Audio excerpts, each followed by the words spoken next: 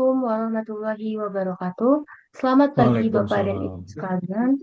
Semoga kita semua senantiasa dalam keadaan sehat dan berbahagia. Dengan memanjatkan puja dan puji syukur kehadiran Tuhan Yang Maha Esa, kami mengucapkan selamat datang di webinar TechFest dengan judul Panduan Teknis Pengisian SPT Tahunan PPHOP Era Cortex.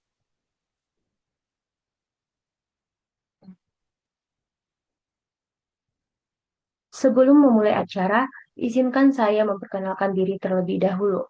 Nama saya Aida, bersama rekan saya Triana. Kami berdua mewakili TechFlash dan akan bertugas sebagai moderator dalam webinar kali ini.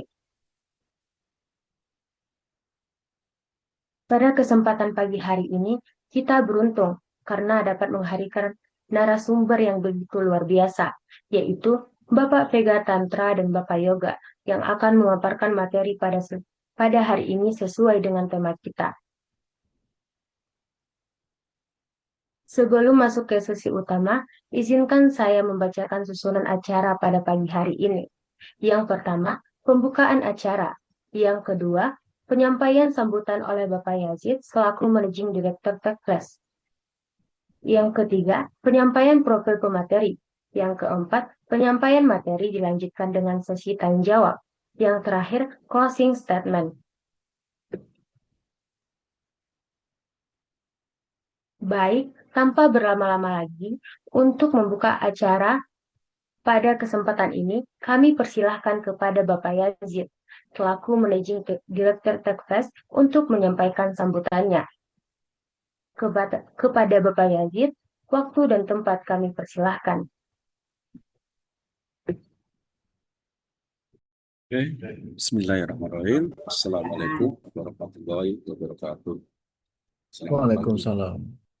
Bapak Ibu semuanya. Alhamdulillah, eh, akhirnya terlaksana juga webinar pertama tahun 2026 ini ya, Pak Adit ya. Setelah serangkaian 2025, webinar-webinar Tekras dengan konsep Jumat berbagi, sekarang Jumat berbagi kembali lagi. Walaupun sempat sebelumnya kita seminar dulu ya Mas Adit ya. Kita seminar dulu Alhamdulillah kemarin hari Rabu terkait tes termasuk dengan presentasi simulator yang lebih safe karena tidak memakai simulator DJP tetapi satu seperti aplikasi tersendiri sehingga teman-teman akan lebih safe dalam simulator. Oke, hari ini kita akan bersama-sama akan membuat belajar bersama terkait SPT PPHUP ya, karena jujur Bapak Ibu, eh, kalau melihat momen tahun ini SPTUP akan disubmit paling lambat Maret, dengan Maret itu tanggal 20-an sudah Lebaran, Februari pertengahan sudah puasa. Bapak Ibu memang harus sudah mempersiapkan awal tahun ini momentum yang tetap untuk memulai penyusunan SPT PPHOP Bapak Ibu ya, karena baru mulai tahun inilah DJP akan memperlakukan pemakaian Cortex. Jadi sudah nggak pakai DJP online lagi. Ya, sehingga Bapak Ibu semuanya sekarang harus mulai memahami prosedur Pengisian pengisian SPT SPT dengan Pers 11 2025. Nah, ya, Bapak Ibu ya. Dan nanti mungkin dari tim akan menyampaikan memaparkan hari ini dan nanti insya Allah Jumat minggu depan terkait SPT PPHOP. Kenapa harus minimal 2 hari, Bapak Ibu? Karena menurut pendapat kami, Anda semua sebaiknya bukan hanya sekedar mengisi. Anda harus bisa mengisi dan paham aspek yang akan terjadi setelah pengisian itu, Bapak Ibu ya. Apa yang akan terjadi setelah pengisian itu, Bapak Ibu harus sudah mempersiapkan diri dengan maksimal. Karena itu insya Allah nanti dengan pengalaman Mas Vega dan Mas Yoga akan membantu Bapak Ibu semuanya untuk memahami bersama prosedur-prosedur memulai pengisian SPT PPOP, terutama karena tahun ini dimulai dari induk dan beberapa bagian harus diisi seperti profil wajib pajak. Bapak Ibu bisa menyicil dari sekarang ya. Bapak Ibu bisa menyicil untuk mengisi dari sekarang. Oke, biar tidak meminta waktu, kami coba suara saya kurang jelas ya Mas. Oke, kita coba teman-teman biar lebih mempersingkat waktu, langsung aja kita memulai dengan sesi webinar kali ini akan dipandu dengan Mas Vega dan Mas Yoga. Terima kasih. Assalamualaikum warahmatullahi wabarakatuh. Saya kembalikan kepada hostnya. Terima kasih.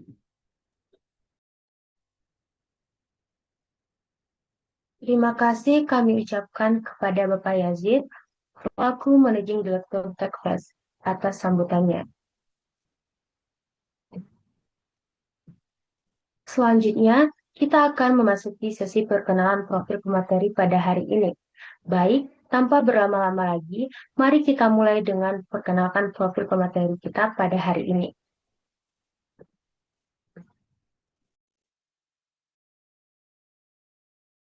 Baik, pemateri pertama kita hari ini adalah Bapak Vega Tantra. Beliau menempuh pendidikan S1 Akuntansi di STIE Kasih Bangsa, Jakarta. Selain itu, beliau juga memiliki Certificate in Data Analytics dari Ikatan Akuntan Indonesia. Pak Vega memulai perjalanan karir profesionalnya di PT Advisindo Jayatama Lestari sebagai Asisten Senior Tax and Accounting pada tahun 2017 hingga tahun 2022.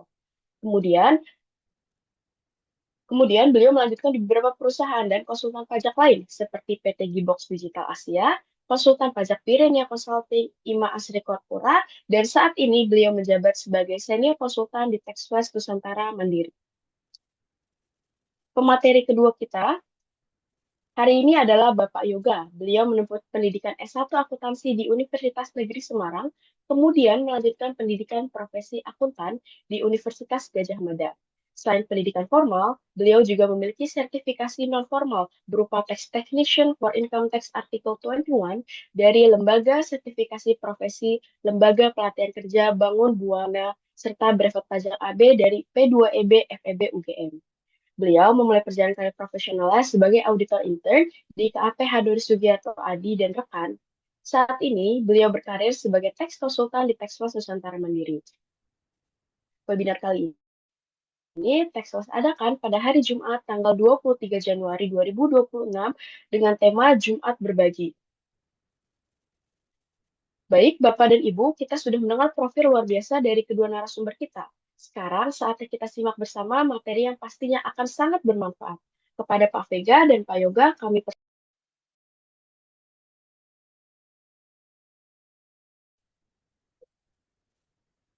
Baik, terima kasih Pak Yasi dan moderator atas waktu yang diberikan.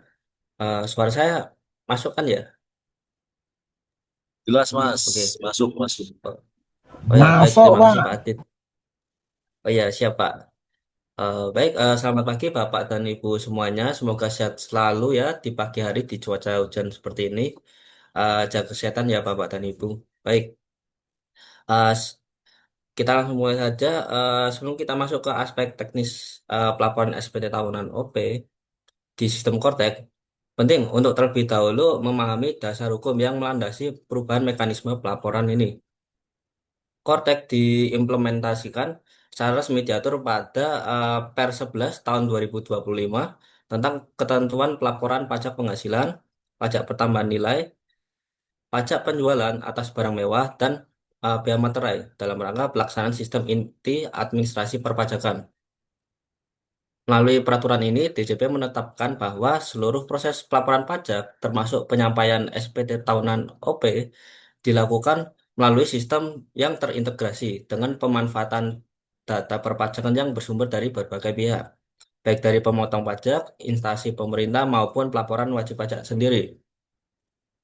Dalam konteks SPT tahunan orang pribadi, peraturan ini menegaskan beberapa hal penting. Yang pertama, mekanisme pelaporan SPT dilakukan secara elektronik melalui sistem Kortek, bukan lagi melalui kanal pelaporan lama secara terpisah. Kedua, sebagian data penghasilan dan pemotongan pajak dapat muncul secara otomatis atau pre-populated. Namun, wajib pajak tetap bertanggung jawab penuh atas kebenaran dan kelengkapan data yang dilaporkan.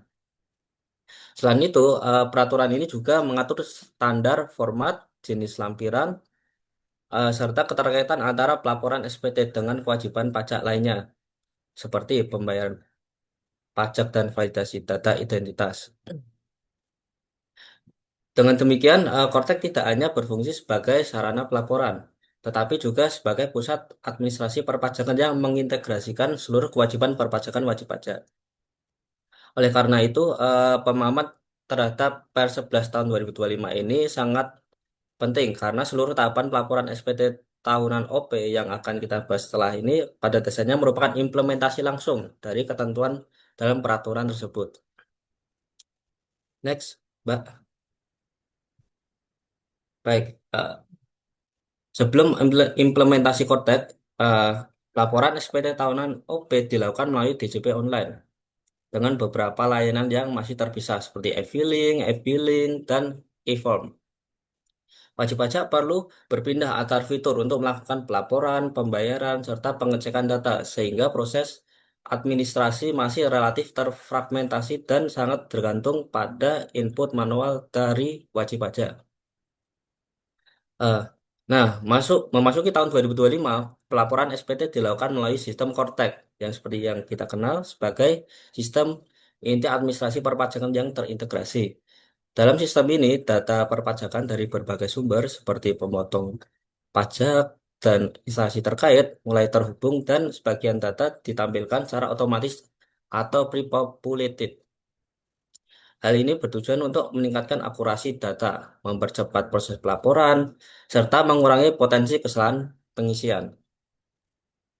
Dengan adanya Kortek, peran wajib pajak berperan dari sekedar menginput seluruh data menjadi lebih fokus pada verifikasi, validasi, dan pelengkapan data yang telah tersedia di sistem.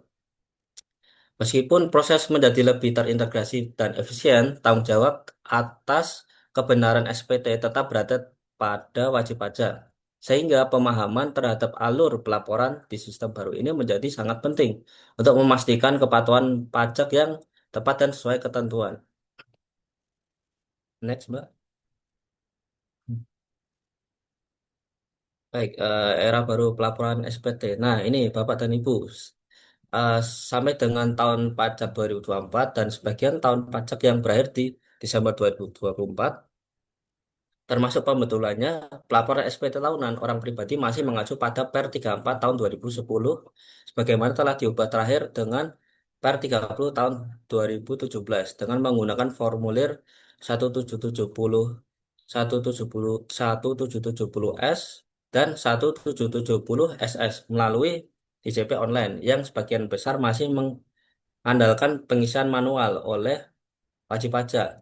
Sedangkan mulai tahun 2000 mulai tahun pajak 2025 pelaporan SPT beralih ke ketentuan Per 11 tahun 2025 melalui sistem Kortek dengan format SPT induk dan lampiran terintegrasi serta pemanfaatan data pre-populated sehingga proses pelaporan menjadi lebih terpusat, berbasis data dan terhubung langsung dengan kewajiban perpajak lainnya. Next,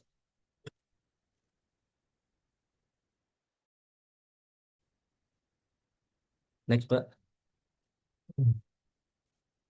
Baik, lalu apa sih yang baru dari Kortek?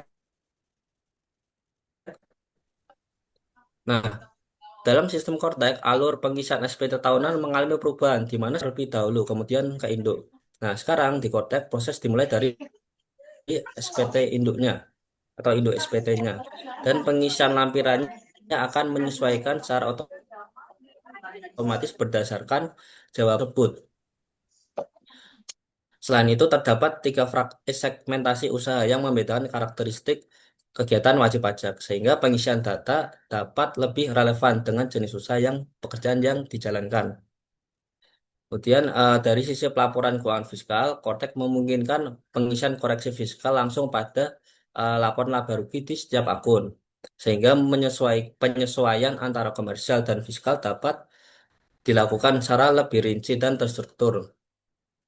Lalu sistem ini juga menggunakan format terstandarisasi dalam satu kesatuan SPT seperti laporan keuangan, perhitungan kredit pajak PPh luar negeri, daftar penyusutan dan amortisasi fiskal, daftar nominatif, perhitungan pisah harta dan memilih terpisah atau yang kita kenal itu PH dan MT, dan perhitungan kompensasi rugi fiskal. Lalu memiliki kode akun laporan keuangan tersendiri yang terintegrasi dengan proses koreksi fiskal.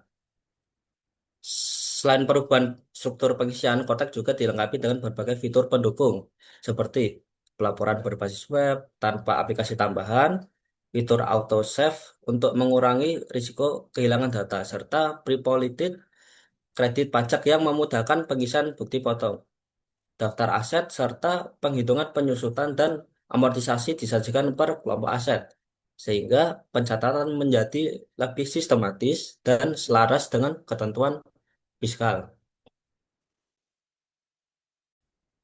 Lanjut, Mbak. Kemudian mapping SPTOP. Map- seperti yang kita ketahui adalah mapping SPTOP itu merupakan proses pengelompokan dan pemetaan data pelaporan pajak ke dalam formulir induk dan formulir lampiran agar pengisian SPT dilakukan secara sistematis, lengkap, dan sesuai ketentuan. Formulir induk berfungsi sebagai ringkasan utama SPT yang menampilkan identitas wajib pajak, ikhtisar penghasilan neto, perhitungan pajak terutang, hingga status kurang bayar atau lebih bayar. Dengan struktur ini, otoritas pajak dapat dengan mudah melihat posisi pajak WP secara keseluruhan dalam satu kesatuan laporan. Formulir induk. Eh, Formulir induk terdiri dari eh, beberapa bagian, mulai dari bagian A sampai dengan bagian K, yang masing-masing memiliki fungsi spesifik. Bagian awal berfokus pada identitas dan perhitungan penghasilan serta pajak terutang. Sementara bagian lanjutan lanjutan memuat kredit pajak, pembetulan, permohonan pengembalian, hingga pernyataan dan tanda tangan wajib pajak. Seluruh bagian ini saling terkait dan bersumber dari data yang dilampiran, sehingga konsistensi data menjadi kunci utama dalam pengisian SPTOP. Adapun formulir lampiran berfungsi sebagai pendukung dan penjelas atas angka-angka yang disajikan dalam formulir induk. Yang lampiran 1 dan 2 umumnya memuat rincian penghasilan dan pengurang. Sementara lampiran 3 seperti 3A1 sampai 3D berisi detail penghasilan yang dikenakan PPh final, bukan objek pajak, serta kredit pajak. Dan lampiran lainnya seperti lampiran 4 dan 5 mencakup daftar rata, kewajiban, dan data tambahan. Nah, dengan mapping yang tepat antara formulir induk dan formulir lampiran, pelaporan SPTOP menjadi lebih transparan, akurat, dan meminimalkan risiko kesalahan atau ketidaksesuaian data. Lanjut, Mbak.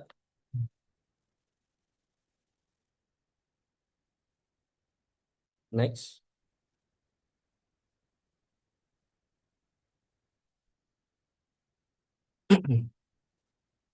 Baik, lampiran SPT tahunan orang pribadi merupakan bagian penting yang berfungsi merinci dan mendukung data yang disajikan dalam formulir induk SPT.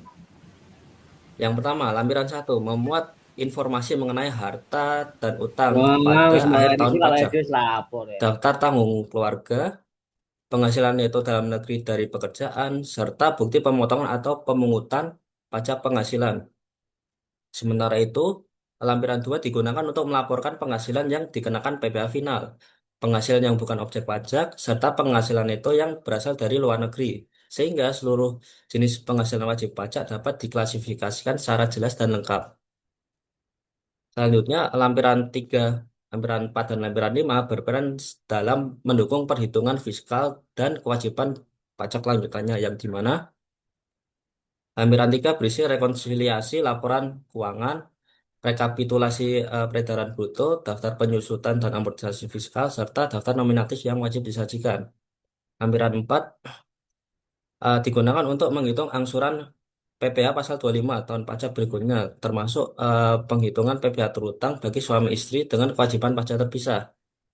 Lalu lampiran 5 memuat perhitungan kompensasi kerugian fiskal serta berbagai pengurang penghasilan neto dan pajak penghasilan terutang, sehingga perhitungan pajak dilakukan secara akurat dan sesuai ketentuan. Next. Oh ya, next. Baik, sekarang untuk template impor SP tahunan OP. Nah, template ini merupakan alat bantu penting dalam proses pelaporan pajak tahunan bagi wajib pajak individu di Indonesia. Template ini menyajikan struktur yang sistematis untuk mencatat dan melampirkan berbagai komponen keuangan yang relevan seperti biaya promosi, biaya entertainment, piutang tak tertagih, serta penyusutan dan amortisasi.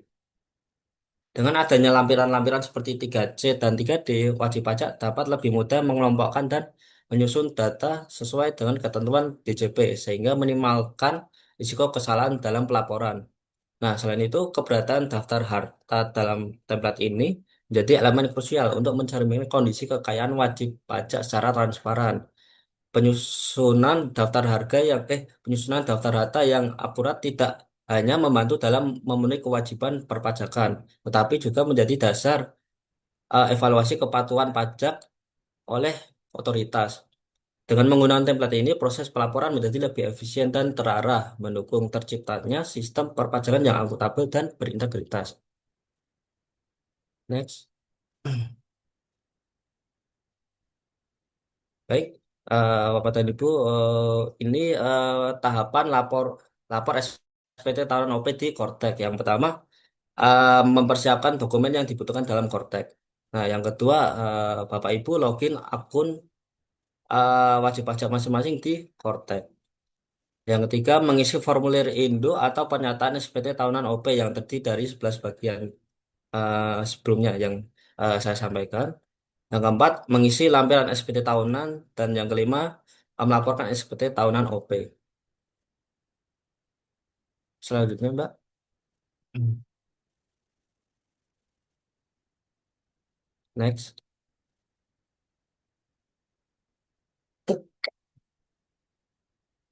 Nah, itu yang pertama. Eh, Berikut adalah dokumen yang harus kita siapkan untuk pelaporan SPT tahunan orang pribadi. Yang pertama, daftar peredaran usaha dalam 1 tahun. Kedua, bukti potong atau pungut dari lawan transaksi. Kemudian daftar harta dan utang yang dimiliki per akhir tahun. Lalu daftar anggota keluarga dan tanggungan dan selanjutnya lain-lain yang diperlukan di dalam Kortek. Next.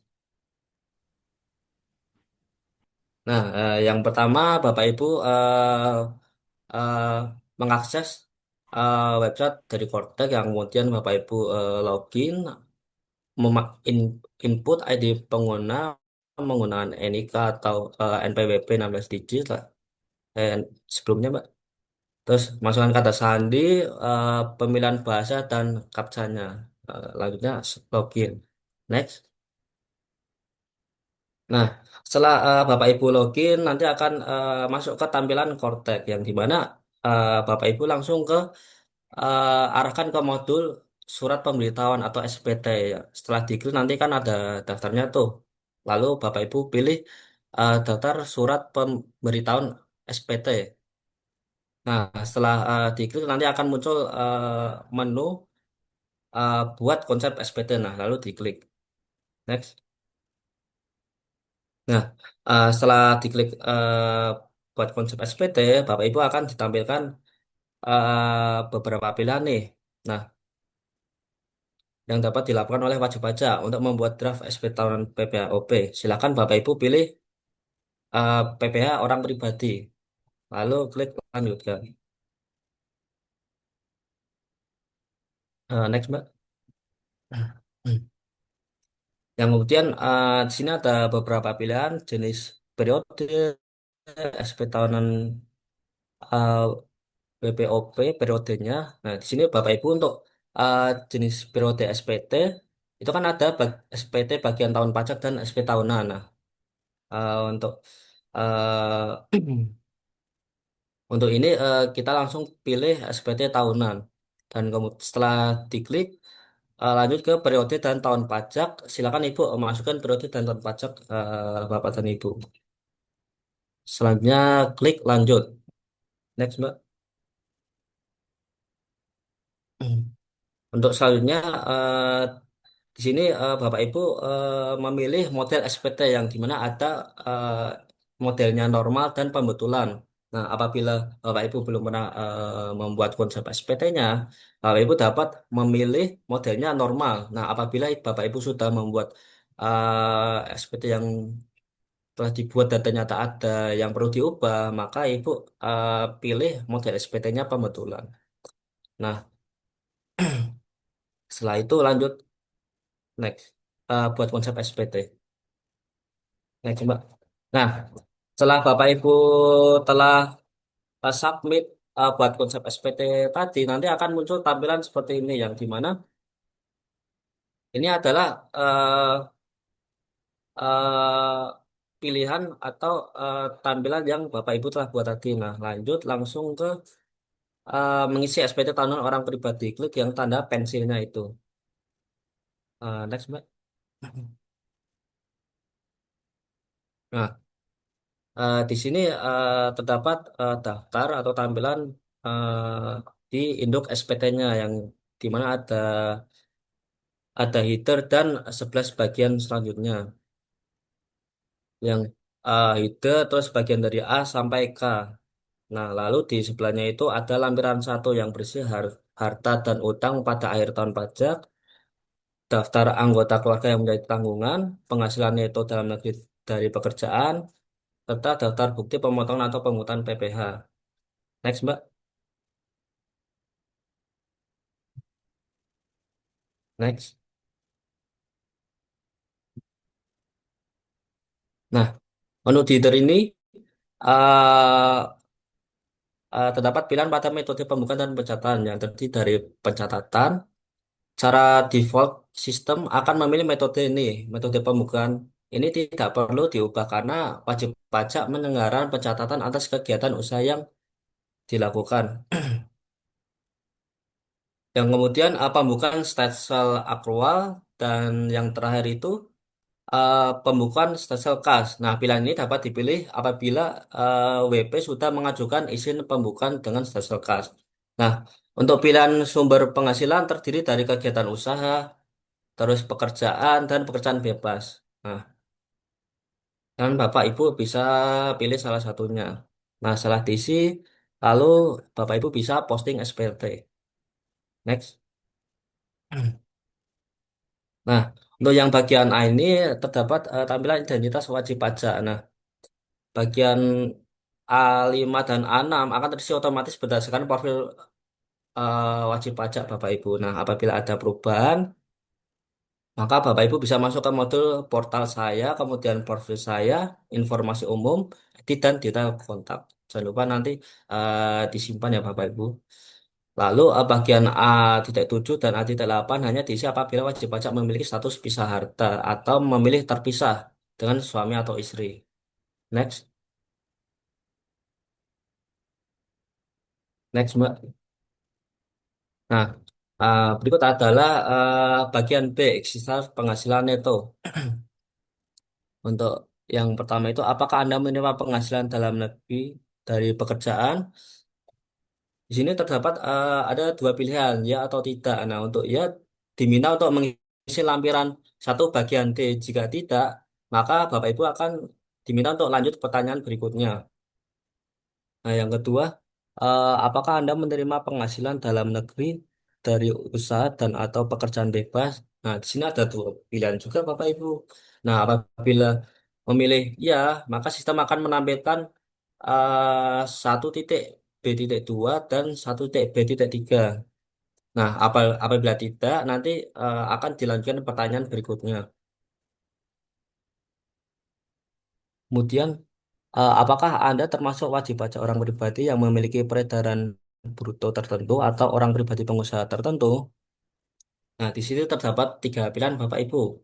Yang pertama tidak, kedua ya termasuk WPOP yang memiliki peredaran bruto tertentu yang dikenakan PPh final, dan yang ketiga ya termasuk WP OPPT tadi Bu, Bapak Ibu. Nah, apabila Bapak Ibu milih yang kedua, yang termasuk ya termasuk WPOP yang memiliki perbedaan bruto tertentu yang dikenal PPh final, maka diharuskan untuk mengisi lampiran 3B bagian A. Lalu di 1.B.3, apakah Anda menggunakan norma dalam menghitung penghitungan neto? Nah, di sini ada tiga pilihan. Yang pertama, tidak, saya menyelenggarakan pembukuan. Kedua, tidak, saya hanya menerima penghasilan dari usaha yang dikenakan pajak bersifat final. Dan tidak menyelenggarakan pembukuan. Dan yang ketiga, iya, saya berhak menyelenggarakan NPPN. Nah, Bapak Ibu bisa memilih salah satunya sesuai eh, yang di yang sesuai keadaan sebenarnya dari Bapak Ibu. Lalu 1B4 menyelenggarakan pembukuan. Sebutkan sektor usaha yang Anda lakukan. Nah, di sini ada tiga pilihan Bapak Ibu. Tiga pilihan. Dagang, jasa, dan lainnya. Nah, pilih salah satunya. Kemudian 1.B5 itu penghasilan itu dari usaha dan atau pekerjaan bebas. Nah, di sini nilai dari lampiran 3A4 bagian A atau lampiran 3A lampiran 3A2 atau lampiran 3A3 bagian A.1. Nah, itu nilainya itu diambil dari lampiran tersebut, Bapak dan Ibu.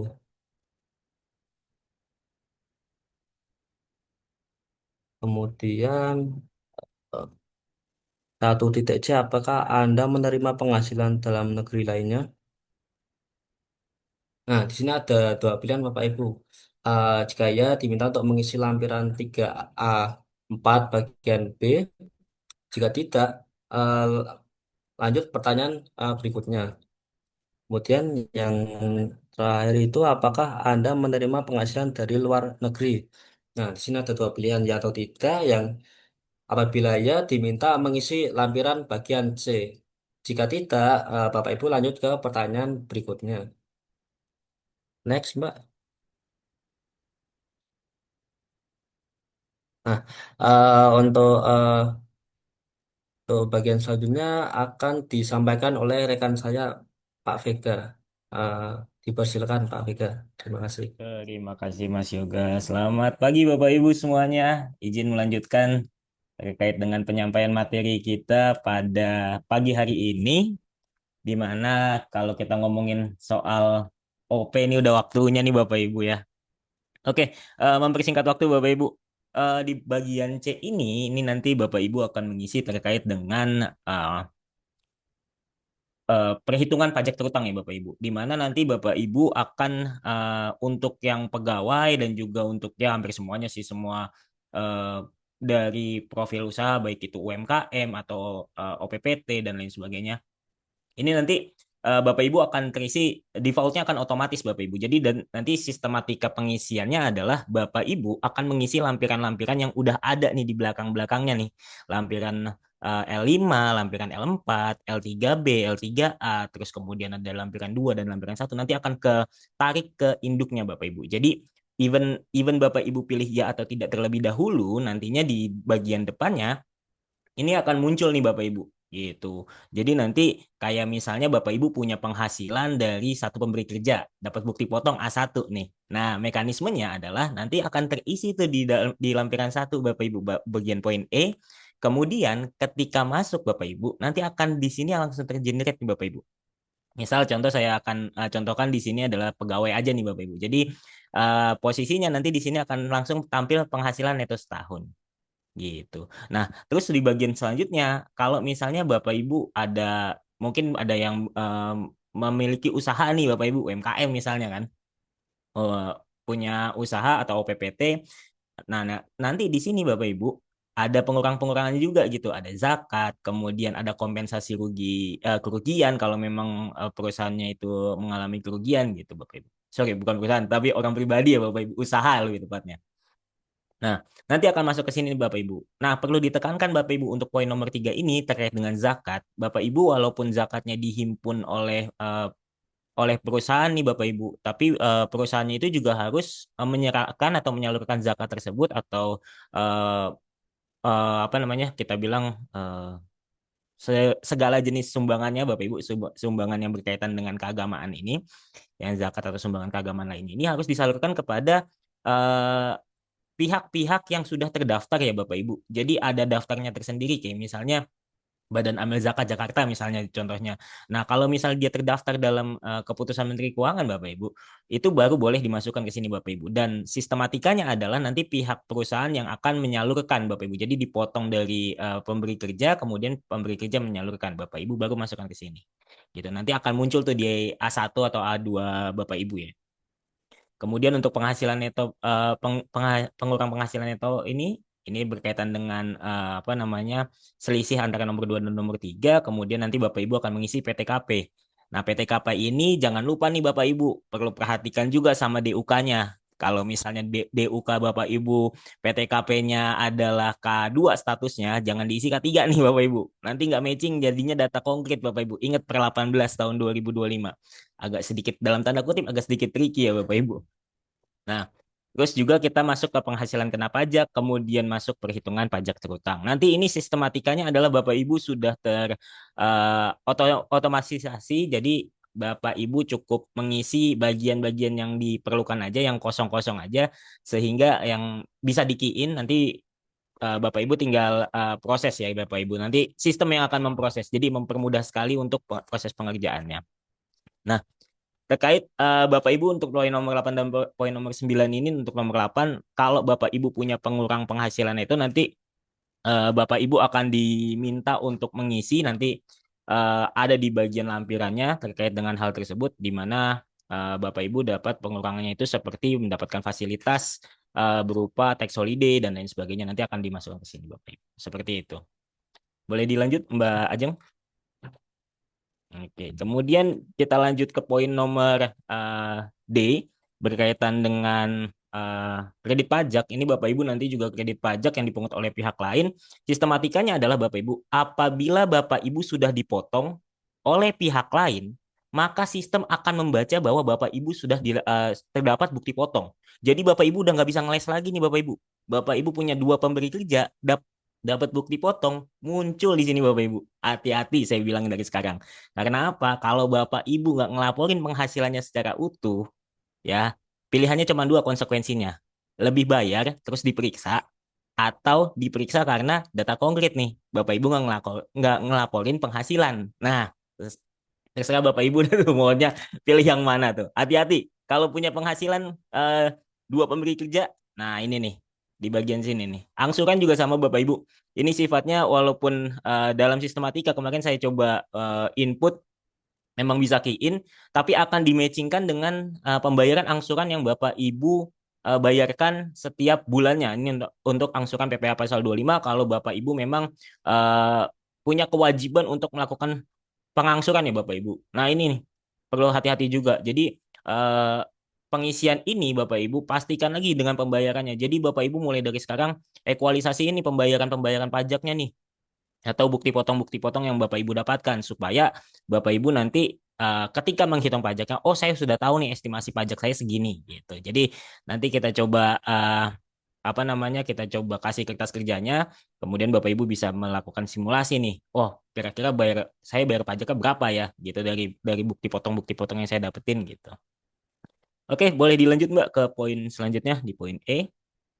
Nah, di poin E ini terkait dengan penghasilan kurang dan lebih bayar, saya rasa sih kalau misalnya poin ini Bapak Ibu untuk yang kurang lebih bayar itu case tertentu aja. Kalau misalnya Bapak Ibu ada kurang bayar, kayaknya lebih apa tinggal dibayar aja gitu. Tapi kalau yang kurang bayar ini, oke, kalau lebih bayar ini concernnya adalah kalau misalnya Bapak Ibu punya nilainya gitu ya, kita akan berfokus pada nilainya nanti. Kalau misalnya Bapak Ibu nanti ada lebih bayar, nanti Bapak Ibu akan diminta untuk mengisi rekening ya, rekening tempat di mana dana itu akan dikembalikan di poin J Bapak Ibu ya. Nah kalau kurang bayar gimana? Kalau kurang bayar nanti Bapak Ibu akan mendapatkan pilihan nih Bapak Ibu. Kalau Bapak Ibu punya fasilitas untuk persetujuan pengangsuran atau penundaan pembayaran pajak, nah nanti Bapak Ibu bisa pilih iya nih, nanti tinggal masukin nomornya. Dan sifatnya adalah pengajuan Bapak Ibu. Kalau pengajuan artinya dapat disetujui oleh DJP. Kalau kalimatnya dapat berarti belum tentu juga disetujui. Nah, fokus ke situ berarti kalau ada berarti nanti langsung dimasukkan. Dan sistemnya sudah tergenerate Bapak Ibu. Jadi kalau Bapak Ibu misalnya nih, aduh saya pura-pura deh ngisi klik ya, terus ngisi nominalnya berapa, itu nggak bisa Bapak Ibu. Kemarin malam saya udah coba, ternyata emang benar-benar nggak bisa. Jadi ini benar-benar ketika Bapak Ibu dapat keputusannya, baru Bapak Ibu apa namanya bisa memilih opsi ini. Gitu. Dilanjut Mbak Ajeng, kita ke poin F. Balik sebelumnya Mbak. Oke. Di poin F, sorry, ya. Untuk poin F ini kalau misalnya ada pembetulan. Nah, ini nih konsep baru nih Bapak Ibu. Kalau misalnya ada pembetulan kurang atau lebih bayar yang dibetulkan nanti akan masuk ke sini Bapak Ibu. Sebenarnya ini konsep udah lama ya Bapak Ibu. Cuma saya menegaskan kembali kalau konsep ini itu sebenarnya mempermudah DJP dalam proses pemeriksaan. Jadi data Bapak Ibu tuh tidak tumpang tindih. Artinya kalau misalnya Bapak Ibu ngelakuin pembetulan 5 kali, dulu DJP akan kronologiin tuh hartanya berubah di mana ya? Ini berubahnya di mana ya? Nah, kalau sekarang konsepnya adalah Bapak Ibu seperti konsep delta SPT kalau misalnya saya bisa gambarkan ya. Jadi nanti SPT yang benernya aja nih yang ditampilin gitu. Jadi mereka akan river tuh SPT yang terakhirnya gitu. Kayak gitu Bapak Ibu. Nah, nanti masuknya ini juga salah satu masuknya. Ya, saya harap sih kalau misalnya pembetulan ini ya cukup minim ya Bapak Ibu ya. Apalagi kalau untuk karyawan-karyawan yang satu pemberi kerja. Nah, ini cukup minim nih. Dilanjut Mbak. Nah, untuk poin G ini tadi lanjutan dari yang lebih bayar nih Bapak Ibu. Kalau nanti Bapak Ibu lebih bayar, nanti Bapak Ibu akan diminta nih mengisi rekening. Nah, rekeningnya Bapak Ibu yang sudah terdaftar di Cortex dan pastinya rekening Bapak Ibu Pak sudah pasti akan tertarik baik itu yang Bapak Ibu laporkan maupun yang Bapak Ibu belum laporkan nih. Nah, jadi hati-hati nih Bapak Ibu. Nanti tinggal pilih rekening mana, nomor rekening, nama rekening dan nama pemilik perbankannya siapa. Dilanjut Mbak. Nah, kemudian terkait dengan angsuran. Ini kalau misalnya Bapak Ibu punya kewajiban angsuran, kalau misalnya enggak, ini bagian ini jawab tidak aja nggak apa-apa. Tapi kalau misalnya Bapak Ibu punya kewajiban untuk angsuran, nanti Bapak Ibu akan mengisi nih poin-poin ini. Kalau misalnya Bapak Ibu punya menerima penghasilan teratur dan kewajiban membayar angsuran PPh 25 di tahun berikutnya, kalau misalnya Bapak Ibu jawab ya, nanti akan mengisi ke poin selanjutnya untuk apa? Untuk mengisi perhitungannya Bapak Ibu. Kemudian kalau misalnya Bapak Ibu memilih yang poin B ini, itu nanti Bapak Ibu akan digiring ketika mengisi ya akan digiring ke lampiran 4 Bapak Ibu. Lampiran 4 atau L4 bagian A terkait dengan penghitungan angsuran nih Bapak Ibu. Jadi nanti ada lampirannya kita coba sajikan.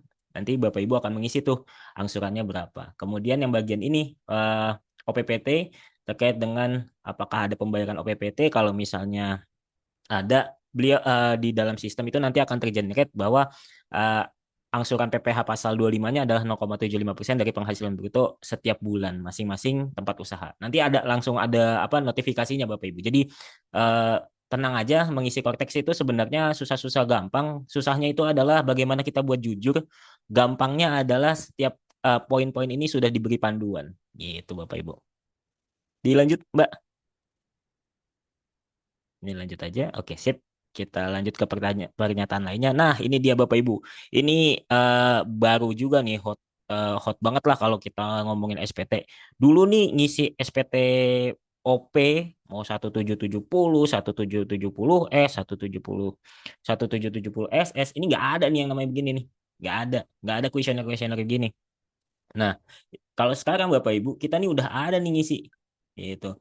Ngisi terkait dengan poin-poin ini. Nah, masalahnya adalah kita nih eh, kadang suka ke skip nih atau main isi tidak-tidak aja nih. Nah, hati-hati Bapak Ibu.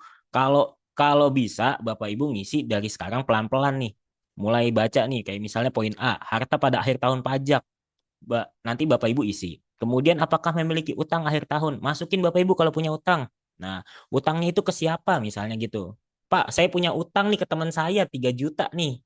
Masukin boleh nggak Pak? Ya boleh-boleh aja. Gitu. Selama Bapak Ibu bisa membuktikan bahwa utang tersebut adalah benar adanya. Bisa lewat perjanjian atau bisa lewat kesepakatan bersama, terserah. Yang penting ada buktinya. Nah, itu dia. Ingat asasnya kan kita harus melakukan pembuktian Bapak Ibu. Jangan bilang kita punya utang 3 juta, ternyata bohong nih, 3 jutanya nggak ada. Kasihan Bapak Ibu. Karena nantinya efeknya akan domino Bapak Ibu. Bapak Ibu bilang punya utang, saya mau nutupin harta saya deh karena kenaikan harta saya ini nih selisih 3 juta nih. Saya bikin aja utang ke orang tua saya. Nah, Ternyata di orang tuanya Bapak Ibu nanti akan timbul akan ditanya penghasilan bunganya kayak gimana atas utang 3 juta itu. Nah, repot lagi kan Bapak Ibu kalau kayak gitu. Hati-hati Bapak Ibu. Jadi eh, kalau misalnya memang ada, ya akuin aja ada gitu, jujur gimana bagaimana adanya. Jangan dibohong-bohongin lah gitu. Bilangnya nggak ada, tahu-taunya ternyata ada. Nah, bilangnya nggak ada, tahu-taunya ada lagi. Terus gitu. Nah, ini hati-hati Bapak Ibu. Cortex, saya jamin Bapak Ibu kalau Bapak Ibu ngelihat dalamnya kayak apa, waduh, bisa-bisa nggak bikin stres Bapak Ibu. Bener ya kalau kata orang core stress itu benar ada nih pusat stres nih Bapak Ibu. Oke, kita lanjut Bapak Ibu sebelumnya. Ini berkaitan selanjutnya di poin 14C terkait dengan penghasilan final. Ini juga Bapak Ibu hati-hati kalau Bapak Ibu punya penghasilan sifatnya final kayak misalnya sewa, ini juga nantinya akan masuk. Terus kemudian memiliki penghasilan tidak termasuk objek pajak seperti misalnya Bapak Ibu dapat hibah atau warisan. Nah, ini juga nanti Bapak Ibu akan uh, diminta untuk mengisi. Tapi kalau tidak ya Bapak Ibu bisa lanjutkan saja. Kemudian melaporkan biaya penyusunan amortisasi ini kalau misalnya Bapak Ibu adalah usaha. Kemudian di bagian selanjutnya berkaitan dengan biaya entertain dan promosi ini juga sama Bapak Ibu kalau Bapak Ibu menjalankan kegiatan usaha. Dan yang terakhir dan dua terakhir adalah Bapak Ibu apabila menerima dividen dari luar negeri dan kewajiban pelaporannya. Kemudian kelebihan kelebihan terkait dengan penghasilan peredaran bruto yang dimintakan pengembalian pajak yang tidak seharusnya. Ini nanti Bapak Ibu isi sesuai dengan eh, Bapak Ibu apa yang Bapak Ibu terjadi pada tahun berjalan ya Bapak Ibu. Boleh dilanjut Mbak ke poin lampiran Mbak, ke poin J. Nah, ini kalau untuk poin J Bapak Ibu, ini fokus ke dokumen-dokumen. Ini lampiran tambahan aja kalau misalnya ada. Eh, Kalau misalnya Bapak Ibu karyawan mungkin untuk poin A, terus kemudian poin eh, D dan poin E sepertinya tidak, sorry poin D maksud saya itu sepertinya tidak perlu apa namanya tidak perlu ditekankan ya Bapak Ibu karena ini biasanya untuk yang menjalankan usaha nih Bapak Ibu atau kegiatan bebas atau pelaporannya juga dilakukan oleh terpisah nih Bapak Ibu. Misalnya dilaporkan oleh kuasanya nih di mana kuasanya yang membuat dan melaporkan SPT-nya nanti butuh surat kuasa gitu. Nah, kalau untuk yang poin B ini terkait dengan apa namanya sumbangan terkait dengan zakat. Kalau misalnya Bapak Ibu ada nanti diminta juga buktinya. Eh, kalau kalau memang ada, tapi kalau misalnya nggak ada dari kantor, misalnya Bapak Ibu bayar zakat sendiri ya apa namanya itu juga tidak bisa jadi pengurang Bapak Ibu karena yaitu tadi harus lewat lembaga yang memang sudah ditunjuk oleh Kementerian Keuangan untuk menghimpun zakat. Terus untuk yang bagian kredit pajak luar negeri nanti fokusnya adalah ini buat penghasilan yang ada di luar negeri ya Bapak Ibu. Seperti itu. Ini kita coba overview aja Bapak Ibu nanti bisa coba-coba. Saran saya pakai aja simulator Cortex-nya. Nanti juga izin kalau ada waktu izin Pak Yazid Pak Adit kayak saya coba tampilin simulator yang kita punya untuk Bapak Ibu. Siapa tahu Bapak Ibu Ya, penasaran mau sampaikan aja latihan. Mas, nanti biar Siap. teman-teman bisa belajar. Nanti insya Allah juga kita akan melakukan webinar atau seminar dan nanti akan bonus simulator kita yang tidak terkonek ke DJP ya, biar teman-teman lebih safety ya. Siap, Iya, siap, ya. siap, siap. Baik, Pak. Lanjut Mas Oke, Vega, lanjut. oke. Izin nih Bapak Ibu ada gangguan sebelumnya. Kita lanjut lagi. Simulator yang nanti akan disampaikan oleh Mas Vega, Bapak Ibu, itu merupakan simulator yang kalau bisa dibilang seperti dummy gitu ya Pak Yazid ya. Jadi Bapak Ibu bisa trial and error bagaimana misalnya nanti upload bukti potong dan lain sebagainya, kemudian harta gitu ya. Eh, Vega ya. Kemudian ada isi harta, hutang, penghasilan, dan lain sebagainya. Ataupun ada orang pribadi yang mungkin melakukan pembukuan bisa jadi gitu ya. Nah, Betul, Pak. menjalankan bisnis misalnya gitu ya. Nanti bisa kontak, eh, minta kontaknya Mas Vega. Oh ya, monggo Pak. Nanti bisa diskusi dengan kami. Lanjut, Mas Vega. Oke, terima kasih Pak. Kita lanjut nih Bapak Ibu ke lampiran 5. Nah, ini Bapak Ibu. Nanti Bapak Ibu kalau menjalankan usaha atau kegiatan yang mungkin punya kompensasi rugi fiskal dan bisa dimanfaatkan, masukin Bapak Ibu. Aman aja kalau misalnya Bapak Ibu punya kompensasi gitu dan sudah berhak memakai kompensasi ini, monggo dimasukkan aja ke lampiran 5 bagian A, di mana nanti Bapak Ibu akan mengisi nih poin-poin ini. Nah, untuk yang bagian kiri ini Bapak Ibu, yang poin di sebelah kiri nih, kolom keempat dari kiri, itu nanti Bapak Ibu akan diminta untuk mengisi nilainya nih Bapak Ibu. Nilai terkait dengan penghasilan atau laba, rugi atau laba fiskal ya Bapak Ibu. Sorry, ya rugi atau rugi atau laba fiskal. Kemudian nanti di bagian tengahnya ini Bapak Ibu, dari tahun 2001 2005 ke samping nih Bapak Ibu, ini berkaitan sama pemakaian kompensasinya Bapak Ibu.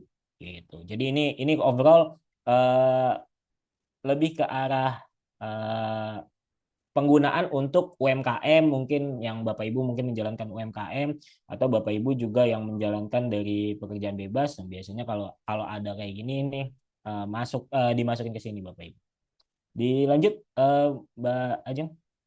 Ini di bagian kedua, di mana di bagian kedua ini berfokus pada pengurang penghasilan neto dan juga pengurang PPh terutang. Nah, ini tadi Bapak Ibu kalau misalnya bagian B ini pengurang penghasilan neto nih sudah saya coba tarik dari SPT Cortex-nya.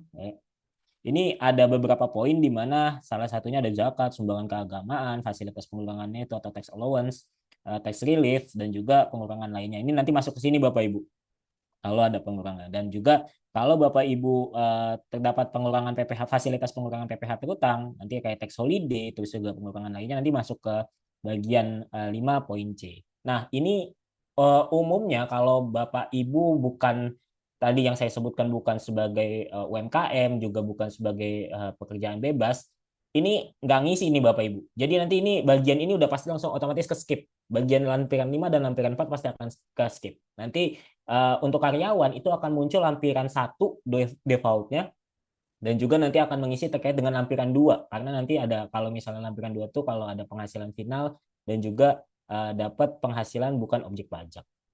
Dilanjut Mbak Ajeng. Nah, ini lampiran 4, L4 terkait dengan perhitungan angsuran PPh pasal 25 tahun berikutnya, di mana tadi kalau Bapak Ibu mengisi poin 13B, itu nanti Bapak Ibu akan diminta untuk mengisi ini nih, lampiran 4-nya muncul. Jadi sistemnya Cortex adalah setiap Bapak Ibu pilih pilihan yang nantinya merujuk pada harus mengisi lampiran tertentu, nanti lampirannya baru akan muncul. Kalau lampirannya nggak muncul, berarti Bapak Ibu tidak memilih tidak dan juga tidak punya kewajiban untuk mengisi. Seperti itu. Jadi totali Bapak Ibu sudah tidak perlu pikir saya harus ngisi lampiran yang mana ya, saya harus ngisi yang lampiran yang mana. Jadi Bapak Ibu bisa langsung merujuk kepada poin-poin yang utamanya aja yang Bapak Ibu butuhkan seperti itu. Mohon maaf Bapak Ibu ada ini nih sepertinya anak saya lebih well nih. Dilanjut Mbak Ajeng. Ini lampiran L3, di mana L3 ini kalau Bapak Ibu punya OPPT, objek di mana punya peredaran bruto tertentu, Bapak Ibu nanti akan diminta untuk mengisi ini. Ada 3 bagian, di mana 3 bagian ini merupakan rekapitulasi peredaran bruto, terus kemudian bagian B-nya terkait dengan wajib pajak orang pribadi pengusaha tertentu, dan terakhir adalah bagian C terkait dengan rekapitulasi untuk Bapak Ibu yang pakai NPPN nih Bapak Ibu. Boleh dilanjut Mbak Ajeng? Kita coba persingkat. Nah ini Bapak Ibu dilanjut aja ini poinnya, ada L3B. Nah ini Bapak Ibu kalau Bapak Ibu nantinya akan mengisi terkait dengan lampiran peredaran bruto, nih Bapak Ibu yang UMKM mungkin masih memanfaatkan fasilitas PP 55 tahun 2022, Bapak Ibu nanti akan diminta untuk mengisi ini. Saya akan coba menyampaikan atau memberikan poin-poin penyampaian apa aja yang nantinya jadi isu penting nih Bapak Ibu. Boleh dilanjut ke bagian berikutnya? Oke. Di bagian sini Bapak Ibu nanti kalau misalnya Bapak Ibu punya fasilitas UMKM dan diminta untuk mengisi, Bapak Ibu akan diminta untuk mengisi jumlah penghasilan Bapak Ibu, peredaran bruto yang Bapak Ibu dapatkan setiap period ya Bapak Ibu, di mana kalau Bapak Ibu mulai Januari ya Bapak Ibu isi dari Januari. Pak, kalau saya mulai usahanya dari bulan Juni Pak, gimana ya? Juni mulainya gitu. Misalnya Bapak Ibu karyawan, bosen nih jadi karyawan doang. Saya pengen punya usaha lainnya nih, gitu. Dagang lah misalnya gitu kan. Terus manfaatin fasilitas PPh Final UMKM nih. Nah, nanti Bapak Ibu akan mengisi sesuai dengan periodnya nih Bapak Ibu. Gitu. Dilanjut Mbak.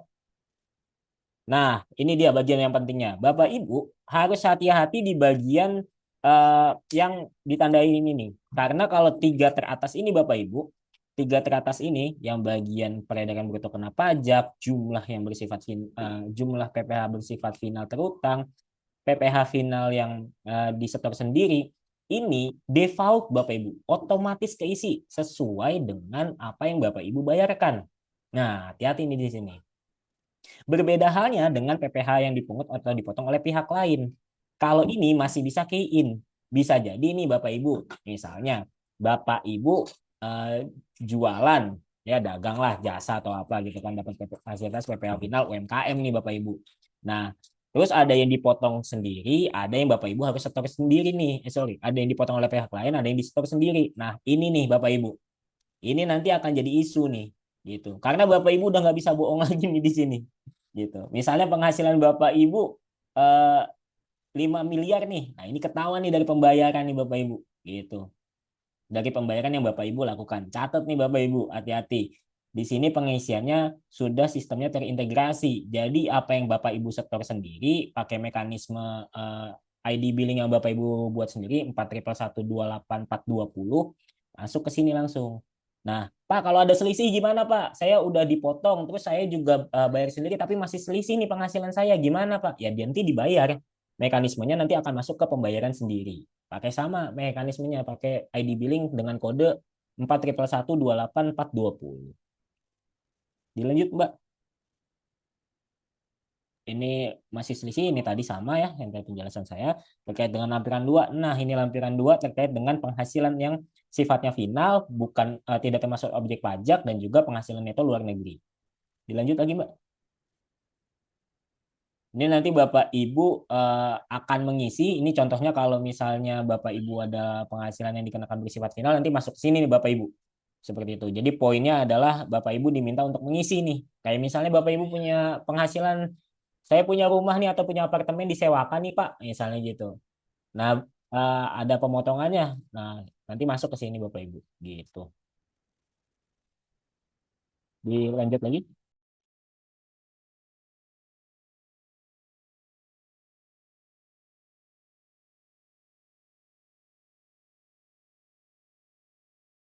Oke, kita lanjut. Nah, nanti ini bentuk pengisiannya ya Bapak Ibu. Nanti di poin ini adalah bentuk pengisiannya terkait dengan penghasilan yang bersifat final. Jadi setelah klik tanda pensil tadi, Bapak Ibu diminta untuk NPWP pemotong siapa, kemudian pengisian jenis penghasilannya apa, dan juga nanti ini DPP dan PPh terutang. Nah, sepanjang yang saya tahu nih Bapak Ibu, di Cortex ini pengisiannya ini Bapak Ibu tidak ada kode hartanya nih Bapak Ibu.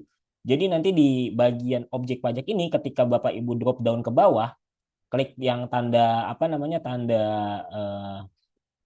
panah ke bawah ini nanti Bapak Ibu akan diminta untuk mencari namanya doang, bukan mencari kodenya. Jadi Bapak Ibu nanti kemungkinan sedikit tanda kutip kesulitan ya, tapi nanti Bapak Ibu bisa mungkin pelajari sambil lihat-lihat juga pengisiannya. Karena jujur saya aja biasanya ngapalin lebih gampang ngapalin kode karena cuma 7 digit angka gitu kan. Oh, kalau misalnya PPh final store sendiri 420 langsung ke sana gitu kan. Tinggal cari itu yang mana. Kalau misalnya sewa tanah dan bangunan, bukti potongnya 403. Nah, kayak gitu. Nanti masuk nih di sini nih.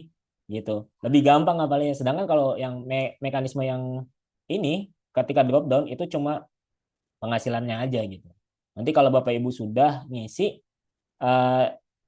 isi DPP-nya, nanti isi juga PPh terutangnya. Habis itu klik simpan. Dilanjut Mbak Ajeng. Ini nanti di lampiran L1. Nah, di bagian ini Bapak Ibu, ini perlu hati-hati. Semua ini nanti untuk lampiran L2 dan L1, semua subjek pajak orang pribadi maupun yang menjalankan usaha atau pekerjaan bebas maupun pegawai atau karyawan, ini wajib mengisi nih Bapak Ibu. Jadi nanti kalau misalnya Bapak Ibu ngisi ya Bapak Ibu harus eh, cek lagi nih hartanya, jangan sampai salah atau utangnya jangan sampai salah. Boleh dilanjut Mbak? Untuk bagian A nanti, kita nanti isi bagian A dulu. Di bagian A nanti terkait dengan harta, di mana nanti harta itu akan di breakdown satu-satu Bapak Ibu. Jadi nanti Bapak Ibu nggak ngisi gelondongan kayak di SPT 1770 yang lama nih, yang seri legasi, di mana nanti ngisinya detail Bapak Ibu. Nah, untuk ngisinya ini Bapak Ibu bisa menggunakan format impor nih, gitu. Jadi nanti Bapak Ibu bisa menggunakan format impor, yang mana format impor di sini nanti sudah ada lampirannya di dalam panduan XML Cortex ya Bapak Ibu. Seperti itu. Jadi nanti Bapak Ibu bisa download di sana, kemudian Bapak Ibu bisa masukin mulai cicil-cicil nih daftar hartanya, siapa tahu punya hartanya ratusan atau bahkan ribuan gitu kan. Bisa aja banknya 100 gitu. Banknya 100, kemudian mobilnya 50 dan lain sebagainya. Nah, mulai dicicil Bapak Ibu. Jadi biar nggak keteteran ketika nanti pas 31 Maret. Karena benar kata Pak Yazid tadi, saya selalu diingatkan bulan Maret itu kita nggak ada liburan sama sekali, di mana udah masuk Lebaran aja kita mesti bawa laptop Bapak Ibu. Gitu. Jadi mulai hati-hati nih Bapak Ibu. Udah cicil-cicil lah dari sekarang mumpung ada waktu. Oke, kita lanjut ke ini proses pengisiannya. Untuk bagian ini Bapak Ibu, untuk kas dan setara kas, ini nanti Bapak Ibu akan fokus untuk mengisi poin-poin yang dikosongkan saja ini Bapak Ibu. Jadi posisinya adalah ketika Bapak Ibu mulai mengisi poin-poin ini, perhatikan terkait dengan bukti kepemilikan nomor akun, atas namanya siapa, instansi banknya mana. Karena ini nantinya akan generate Bapak Ibu. Nanti informasi ini akan jadi informasinya DJP diolah. Bener nggak sih dia punya rekening di sana? Bener nggak sih namanya di sana? Bener nggak sih saldonya senilai segini di sana di rekening yang dimaksud? Karena kalau Bapak Ibu mungkin ngisinya ya udahlah pakai harta tahun sebelumnya, ternyata ini berbeda, nanti Bapak Ibu akan jadi masalah. Masalahnya di mana? Minggu depan kita akan pelajari terkait dengan mitigasi PPHOP nih Bapak Ibu. Nanti Bapak Ibu bisa tahu, oh ternyata ngisi harta tuh nggak boleh kayak gitu ya. Ribet ya ternyata ya. Nah nanti Bapak Ibu akan tahu nih gimana sih harusnya. Jadi stay tune aja webinar kita minggu depan. Insya Allah kita akan kasih tips dan triknya. Free Bapak Ibu, nanti Bapak Ibu bisa bisa bertanya puas deh gimana caranya. Kita lanjut Mbak. Nah ini dia. Untuk di SPT yang terbaru ini Bapak Ibu akan diminta untuk mengisi nilai perolehan saat ini. Nah kenapa sih harus diminta nih DJP nih? Ini ada mainan baru lagi nih, buset mainan baru nggak tuh? Mainan baru lagi terkait dengan pengisian nilai saat ini nih untuk beberapa akun di mana seperti akun harta bergerak, akun yang saham dan lain sebagainya. Ini nanti Bapak Ibu akan diminta nih, Kenapa Bapak Ibu? Karena banyak kejadian di mana ada orang yang misalnya saya contohkan untuk beli emas nih Bapak Ibu. Misalnya beli emas, dia udah ngelakuin jual beli di akhir tahun dia samakan nominalnya, emasnya tetap harganya 1 juta. Misalnya gitu, beli awal tahun periode 1 juta, ternyata dia dia jual lagi, jual lagi gitu, jual beli. Di ending tahun dia bikin, adalah kita buletin aja 1 juta. Jadi emasnya nggak ada pergerakan harta, saya ngambil keuntungan dari penjualan emasnya tanpa perlu dilaporkan. Sekarang udah nggak bisa Bapak Ibu. Hati-hati, udah ada nilai perolehan saat ini. Kalau Bapak Ibu nanti indikasinya rekeningnya bisa bertambah tapi hartanya nggak bergerak, hati-hati nih. Mulai diperhatikan Bapak Ibu. Jadi nanti akan terlihat di sana. Pak, kalau nilainya turun gimana? Masukin aja Bapak Ibu. Masukin aja. Tunjukkan kalau misalnya Bapak Ibu masih punya gitu. Kayak motor nih Bapak Ibu, misalnya motor dipakai buat kerja, mobil dipakai buat kerja. Saya pakai terus Pak, 8 tahun, 20 tahun saya nggak ganti-ganti itu. Ya nggak apa-apa. tunjukin aja Bapak Ibu perolehannya berapa, terus kalau misalnya emang itu masih ada nilainya, Bapak Ibu bisa sesuaikan. Nah, yang repotnya adalah Bapak Ibu kalau misalnya Bapak Ibu menentukan nilai perolehan saat ini, itu nanti Bapak Ibu harus ngecek nih, pakai yang mana nih hartanya gitu kan, gitu. Apakah pakai yang di sana, apakah yang di sini, gitu. Pakai harta, pakai penilaian KJPP, penilaian harga pasar kita lihat OLX, atau harga tetangga nih. Nengok mobilnya sama nih, berapa tuh harganya? Nah, itu nanti Bapak Ibu bisa menentukan sesuai dengan aturan yang berlaku, di mana dalam presentasi ini Bapak Ibu bisa lihat bisa dari kantor jasa penilai, bisa jadi DJP juga yang menilai, atau nilai wajar nih menurut penilaian wajib pajak nih, nilai wajar Bapak Ibu, bukan nilai kira-kira nih. Misalnya mobil harga 200 juta, Bapak Ibu hargain 100 juta, itu kan nggak wajar nih. Nah, itu hati-hati Bapak Ibu. Kita lanjut Mbak Ajeng. Ini terkait lampiran L1 di mana ini terkait dengan hutang. Bapak Ibu juga mesti hati-hati kalau ada penambahan hutang dan lain sebagainya. Perlu disampaikan. Utang, ya itu tadi Bapak Ibu saya sampaikan, utang bank, baik itu pinjaman, KPR, mungkin ada kredit card, Bapak Ibu sampaikan aja di sini. Kemudian Bapak Ibu kalau misalnya punya hutang ke afiliasi juga disampaikan aja. Jadi Bapak Ibu masukkan aja di sini. Boleh dilanjut, Mbak? Ini untuk bagian C. Nah, Bapak Ibu untuk bagian C ini hati-hati pengisiannya karena ini istrinya udah terotomatisasi, di mana Bapak Ibu harus mengisi DUK di bagian portal saya, kemudian di profil menu saya terkait dengan unit keluarga, unit pajak keluarga. Bapak Ibu kalau misalnya punya tanggungan, di mana tanggungannya itu kalau misalnya kita merefer ke apa namanya, ke aturan pajak yang berlaku, itu kan Bapak Ibu boleh punya tanggungan tuh anak, terus juga orang tua, kemudian mertua juga gitu. Nah, itu Bapak Ibu perhatikan nih Bapak Ibu. Maksimal 3. Terus juga Bapak Ibu perhatikan juga apabila Bapak Ibu punya anak yang sudah bekerja nih. Misalnya Bapak Ibu sudah cukup umur.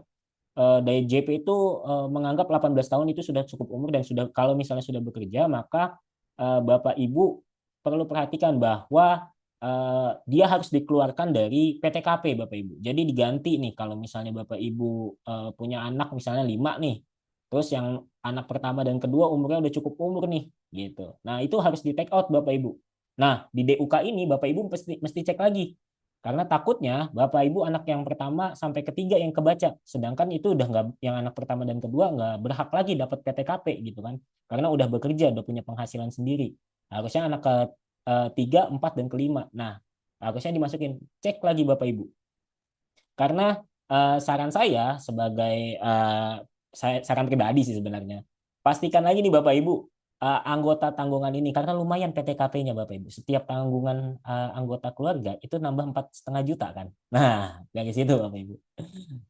Jadi pastikan nih. Dan juga berhak apa enggak. Misalnya kalau ada orang tua, Pak saya nanggung, ya boleh aja gitu. Silakan ditanggung kalau emang itu orang tuanya. Selama dia nggak punya penghasilan. Artinya dia udah pensiun, nggak nerima duit pensiun lagi. Terus juga dia tinggal di rumah kita. Nah, boleh tuh jadi tanggungan kita tuh. Sepenuhnya kita yang nanggung tuh. Jadi nggak masalah. Nah, pastikan nih Bapak Ibu dalam pengisian DUK ini jangan sampai Bapak Ibu kelewat nih. Lumayan PDKP-nya kan 4,5 juta gitu. Lumayan buat tambah-tambah uang jajan. Nggak, ini ini sebenarnya salah satu mitigasi aja supaya Bapak Ibu tidak keliru dalam mengisi tanggungan ini. Dilanjut, Mbak.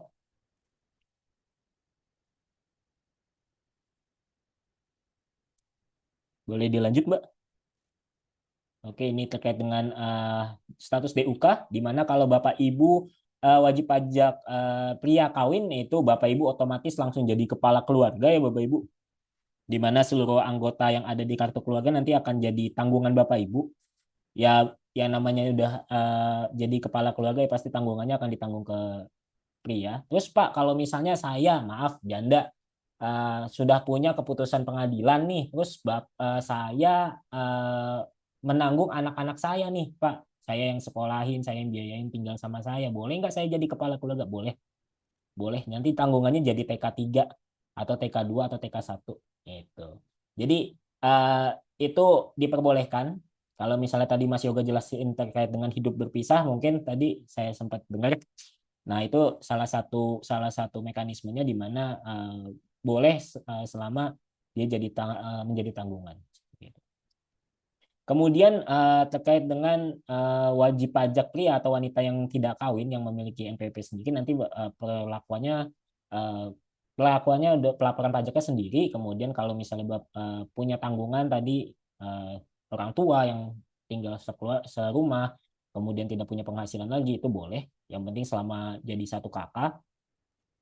Kemudian wajib pajak kawin dengan status kakak, wajib pajak kawin yang melakukan pisah harta dan memilih terpisah, memiliki suami yang tidak berpenghasilan. Nah, ini kalau kalau ini case-nya agak sedikit unik, di mana kalau suaminya nggak punya penghasilan, suaminya itu akan meminta surat keterangan minimal setingkat kecamatan, Bapak Ibu.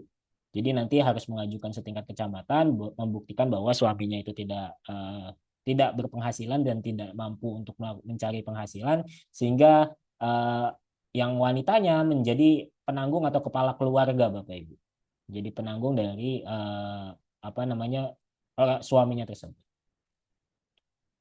Jadi case-nya apa namanya? Case-nya cukup unik ya Bapak Ibu. Terus yang DUK ini juga agak tricky ya Bapak Ibu, di mana seolah-olah dalam tanda kutip DJP itu meminta untuk penghasilannya digabung. Jadi untuk simplifikasi di mana cuma satu orang aja nih yang lapor gitu kan. Di mana melalui mekanisme DUK data unit keluarga ini seolah-olah ya saya tidak bilang ini harus gitu ya. Seolah-olah DJP minta untuk suami yang sudah menikah penghasilan istrinya digabung aja, kemudian kewajibannya cukup di suaminya aja untuk mempermudah atau menyederhanakan terkait dengan pelaporan pajaknya. Walaupun secara pengajuannya itu nanti NPWP istri dinonaktifkan seolah-olah seperti itu, dan ini juga jadi uh, apa namanya cukup cukup jadi PR juga nih, karena nantinya istri agak sedikit repot kalau misalnya jadi penanggung jawab perusahaan, di mana misalnya istrinya jadi direktur nih terus jadi penanggung jawab perusahaan. Nah, NPWP-nya kan nonaktif udah digabung sama suami. Nah, itu nanti perlu lagi ngelaporin atau apa namanya aktivasi untuk penanggung jawab perusahaan di bagian laman depan dari Cortex. Kita lanjut, Mbak Ajeng. Ini terkait dengan penghasilan neto dalam negeri dari pekerjaan, ini juga sistemnya sudah tergenerate, di mana nanti Bapak Ibu kalau dapat bukti potong akan tampil nih ke sini nih. Gitu. Semua bukti potong Bapak Ibu dipotong dari pihak A, pihak B, Bapak Ibu bilangnya, saya pekerjaannya cuma satu satu pemberi kerja nih, cuma di sini doang saya kerjanya. Tapi Bapak Ibu diem-diem punya sambilan lain, terus kagak dilaporin penghasilannya. Nah, kalau dipotong pajak yang masuk ke sini Bapak Ibu. Hati-hati. Jadi kalau misalnya ada temen bukti potongnya banyak, nah itu bisa jadi pekerjaannya nggak cuma satu tuh, bisa dua, bisa tiga, bisa empat. Saya taselnya banyak. Dilanjut Mbak aja. Kemudian ini terkait dengan bukti potong juga sama nih Bapak Ibu. Ini juga bukti potong nanti akan tergenerate bahwa nanti ketika Bapak Ibu sudah dipotong, masuk ke sini nih penghasilannya. Jadi Bapak Ibu apa namanya mekanismenya bisa menambah secara manual atau juga bisa nanti tergenerate secara otomatis. Nanti di bagian laman depan induk, bagian paling atas ada namanya apa posting SPT. Di posting SPT nanti akan masuk ke sini. Iya. Dilanjut, Mbak. Nah, Bapak Ibu, hati-hati. Ini saya tekankan, saya wanti-wanti dari detik ini nih. Bapak Ibu, pastikan seluruh informasi yang ada di SPTOP telah benar, lengkap, dan jelas. Karena apa Bapak Ibu? Silahkan lihat pasal 38 dan 39 UKUP apabila Bapak Ibu tidak menyampaikan. Nih, setiap orang dengan keapaannya menyampaikan surat pemberitahuan tidak benar, tidak lengkap, atau tidak jelas, atau keterangannya tidak benar, ada pidananya. Saya nggak bohong, ini bahasa undang-undang. Hati-hati. Ya Bapak Ibu ya, saya wanti-wanti dari sekarang. Ini DJP baik, kita ngisi nggak benar aja masih belum dipenjara nih Bapak Ibu. Jadi hati-hati. Ini bukan saya ngebelain DJP, bukan saya ngebelain pihak manapun ya. Tapi saya tekankan bahwa ini udah ada pasalnya Bapak Ibu. Pasal 38, 39, Bapak Ibu boleh buka SDSN, Bapak Ibu boleh buka aturan KUP-nya. ada pasalnya Bapak Ibu. Baik sengaja maupun kealpaan, jadi sengaja maupun nggak sengaja nih, ini bisa ada pidananya. Dan saya tidak menakut-nakuti dan memang ini faktanya ada. Jadi era korteks itu Bapak Ibu sudah mulai hati-hati. Era korteks Bapak Ibu sudah harus jujur terhadap pelaporan Bapak Ibu. Sehingga apa? Lebih baik jujur sekarang. Bayar pajak sekarang tuh lebih enak. Iya, benar. Supaya apa? Nggak ada nanti sanksi-sanksi kayak misalnya terbit SKP, terbit harus pembetulan yang nanti menyebabkan sanksi bunga. Sayang Bapak Ibu. Lebih baik lapor sekarang, nggak kena sanksi, lebih aman, lebih tenang. Lanjut, Mbak Ajeng. Ini nanti Bapak Ibu setelah mengisi semuanya, Bapak Ibu akan mencentang terkait dengan pernyataan di mana ini tadi yang saya sampaikan ada sanksi-sanksinya yang tadi sudah saya mention juga di pasal 3839 serta di pasal 8 ayat 2 kalau misalnya ada sanksi bunga, terus juga pasal 8 ayat pasal 9, kemudian pasal 13 ayat 5 dan pasal 8 ayat 5 terkait dengan pengungkapan ketidakbenaran. Di sini jelas Bapak Ibu bahwa kita sudah statement ini siap untuk menerima sanksi dan konsekuensinya. Nanti kalau udah Bapak Ibu bisa simpan konsep, kalau misalnya Bapak Ibu masih pengen ngecek-ngecek lagi, kalau misalnya udah pede untuk dilaporkan, klik bayar dan lapor. Dilanjut Mbak. Ini nanti akan ada pilih cara pembayaran, di mana kalau cara pembayaran mekanismenya sekarang ada dua, lewat deposit atau lewat kode billing. Pastikan Bapak Ibu kalau misalnya Bapak Ibu mungkin mau ngerjain dulu nyantai, ya nanti lewat ini aja, lewat masih mau cek-cek dulu deh, tapi saya mau estimasi pembayaran pajak saya udah tahu nih, Bapak Ibu bisa deposit. Tapi kalau Bapak Ibu udah fix nih, saya bayar pajak segini nih, udah sesuai hitungan saya, ya langsung aja buat kode billing, itu nggak masalah. Lanjut. Nah, nanti kalau sudah dilaporkan nanti akan kembali ke menu awal, nanti akan timbul poin ini Bapak Ibu di bukti bahwa Bapak Ibu sudah melaporkan SPT-nya. Nanti Bapak Ibu bisa klik tanda hijau yang gambar logo download ini di bagian samping mata ini. Bapak Ibu klik download untuk menerima BPN-nya atau bisa melihat PDF-nya juga. Dilanjut Mbak. Nah, ini terkait dengan NPWP suami digabung, perlu diketahui bahwa nantinya NPWP istri harus dinonaktifkan dan perlu persetujuan DJP untuk penggabungan NPWP ini, Bapak Ibu. Di mana nanti penghasilan istri dari satu pemberi kerja nanti sifatnya akan menjadi final, Bapak Ibu ya. Jadi nanti Bapak Ibu perhatikan lagi bahwa kewajiban penggabungan ini akan berdampak pada penghasilannya juga gitu. Dimana kalau istrinya satu pemberi kerja, nanti penghasilannya akan sifatnya final, suaminya nanti menghitung dari penghasilannya dia, kemudian PTKP-nya akan digabung nih Bapak Ibu. Gitu, mendapatkan fasilitas KI. Gitu. Dilanjut Mbak. Ini tata cara permohonan terkait dengan nonaktif. Nanti Bapak Ibu bisa masuk ke portal saya, perubahan status, dan juga nanti masuk ke menu penetapan wajib pajak nonaktif. Dilanjut.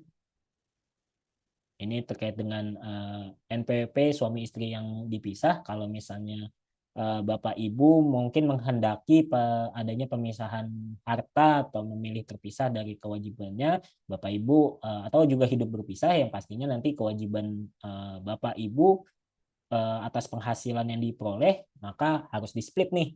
Bapak istri menjalankan sendiri, terus suami juga menjalankan sendiri kewajiban perpajakannya, lapornya masing-masing. Nah, kayak gitu Bang lebih Bapak Ibu. Jadi perlu ditekankan bahwa dalam konteks ini itu perlu diperhatikan kewajibannya. Jadi kalau udah memilih terpisah atau pisah harta atau juga hidup berpisah, ya jangan digabung penghasilannya gitu. Nanti dihitung nanti DJP bisa menghitung ulang lagi. Lanjut Mbak Ajeng. Nah, tips dan triknya Bapak Ibu pastikan seluruh isian sudah benar, lengkap, dan jelas. Siapkan dan rapikan dokumen pendukung sejak dini. Simpen Bapak Ibu, simpen. Jangan sampai hilang, jangan sampai kalau bahasa saya tuh, bahasa orang rumah saya, ketriwal, nyasar kemana-mana. Nah, jangan sampai Bapak Ibu. Kemudian cek setiap kali Bapak Ibu ngisi di dalam Korteks, simpan, simpan, simpan. Karena kalau Bapak Ibu nggak simpan, takutnya hilang. Tuh, udah ngisi capek-capek panjang, gitu, udah ngisi pakai format import panjang, malah hilang, sayang Bapak Ibu. Terus jangan tunda-tunda, mepet deadline baru kerjain. Ini Cortex ini bukan lagi kita ngisi kayak Roro Jonggrang Bapak Ibu. Satu malam jadi 1000 candi gitu, nggak bisa. Hati-hati. Mulai dari sekarang cicil aja. Cicil dari sekarang, masukin harta-hartanya dulu. Kalau harta kan udah ketahuan, utang juga udah ketahuan, Bapak Ibu masukin aja itu dulu. Penghasilan belum dapat A1 Pak, ya udah nggak apa-apa. Mau nunggu A1-nya boleh. Yang penting Bapak Ibu isi dulu yang bisa Bapak Ibu isi. Save dokumennya, simpan, mau dalam bentuk PDF, mau dalam bentuk hard file, monggo simpan, kemudian tunggu 5 tahun, kalau bisa tunggu 10 tahun karena pidana Bapak Ibu, 5 tahun adalah daluarsa penagihan, 10 tahun adalah pidana, Bapak Ibu simpan, kemudian Bapak Ibu pastikan kalau ada pembetulan segera dilakukan, jangan tunda-tunda karena nantinya sanksi akan mengikuti Bapak Ibu. Gitu. Baik, Mbak Ajeng dilanjut.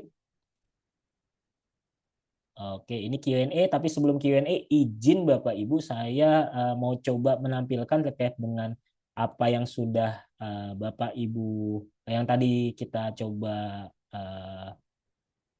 janjikan terkait dengan salah satu simulator. Izin Bapak Ibu, ini adalah salah satu simulator yang kita gunakan terkait dengan terkait dengan pelatihan SPTOP, di mana ini simulator ini tidak terkoneksi dengan DJP, dan Bapak Ibu bisa feel free to explore nih menu-menunya, dan kurang lebih bisa dibilang sekitar 90-95% menunya sudah sama dengan apa yang ada di Cortex. Bapak Ibu bisa melakukan impersonate, Bapak Ibu juga mau melakukan profil PPH badan, nah ini bebas. Terus kemudian Bapak Ibu kalau misalnya mungkin ngebayangin, di Cortex simulatornya kan cuma ada PPH badan, PPH OP. Nggak ada nih simulator-simulator yang lain misalnya gitu kan. Nah Bapak Ibu kalau di sini bisa ditampilkan nih. Bapak Ibu mau buat KSPT on konsep PPH orang pribadi. Bebas nih Bapak Ibu. Gitu. Bisa nih, bebas banget. Tuh, Bapak Ibu bisa langsung input tanpa perlu takut nih. Pak, kan kalau di simulator Cortex harus pakai nick loginnya. Tenang, di sini nicknya ini Bapak Ibu aman, pakai nick dummy. Jadi nggak perlu lagi tuh pakai nick pribadi Bapak Ibu. Terus menu-menunya ini kebuka semua Bapak Ibu. Jadi Bapak Ibu nggak dipaksa misalnya Bapak Ibu orang pribadi, tapi kan saya mau belajar Pak. Saya ini kan pegawai, staf pajak, harus ngurusin semua dokumen yang mana punya bos saya, punya karyawan lain, atau mungkin side hustle saya nih. Saya pengen belajar dong. Ada nggak sih lampirannya kebuka semua? Karena cuma lampiran 1, lampiran 2 doang nih di simulator. Ada Bapak Ibu, tenang. Mau lihat lampiran L3A, lampiran 3A? Ada. Isi bisa. Kemudian, Bapak Ibu penasaran mau lihat terkait dengan lampiran L3A bagian 4? Bisa. Atau bahkan Bapak Ibu penasaran, saya pengen nih simulator SPT badan nih Bapak Ibu. Latihan nih ya misalnya. Bisa Bapak Ibu. PPN, monggo. PPN bagi PKP yang menggunakan pedoman penghitungan pajak masukan, bisa. PPH badan dolar. Nah, bisa semua Bapak Ibu. Tinggal pilih aja. Gitu. Nah, ini Bapak Ibu nanti bisa didapatkan kalau Bapak Ibu masih pengen mau coba simulatornya, nanti bisa hubungi langsung ke tim kami. Bapak Ibu bisa langsung praktek dengan dengan simulator ini. Mungkin Bapak Ibu juga yang mau edukasi terkait timnya untuk pelatihan-pelatihan di kantor, itu juga bisa ngubungin kami juga nih Bapak Ibu. Jadi semuanya tenang aja, bisa pakai nick dummy, nggak perlu pakai nick pribadi, semua fiturnya terbuka untuk pelaporan SPT-nya. Terus juga Bapak Ibu kalau misalnya mau ngajarin orang juga bisa, detailnya juga kurang lebih sama, fasilitasnya juga sama seperti dengan konteks, dan pastinya ini aman banget Bapak Ibu. Jadi mungkin Bapak Ibu yang memang mau belajar atau mau penasaran dengan aplikasi ini, Bapak Ibu bisa langsung hubungi tim kami, atau mungkin nanti bisa di grup terkait dengan Pak, saya mau penasaran nih mau simulator konteksnya kayak gimana. Nah, nanti bisa langsung hubungi itu Bapak Ibu ke staff atau admin yang ada di grup supaya nanti kita bisa reach out lebih dalam lagi. Gitu Bapak Ibu. kurang lebih simulator Cortex-nya yang bisa saya sampaikan, kemudian juga ini yang bisa saya sajikan untuk hari ini. Mengingat waktu, izin Pak Yazid, Pak Adit, untuk saya kembalikan ke moderator ya Bapak Ibu. Terima kasih. Baik, Bapak Ibu sekalian, kita baru saja nih mendengarkan pemaparan materi yang sangat luar biasa. Untuk itu kami mengucapkan terima kasih kepada Pak Vega dan Pak Yoga atas penyampaian materi yang begitu informatif dan membuka wawasan kita semua.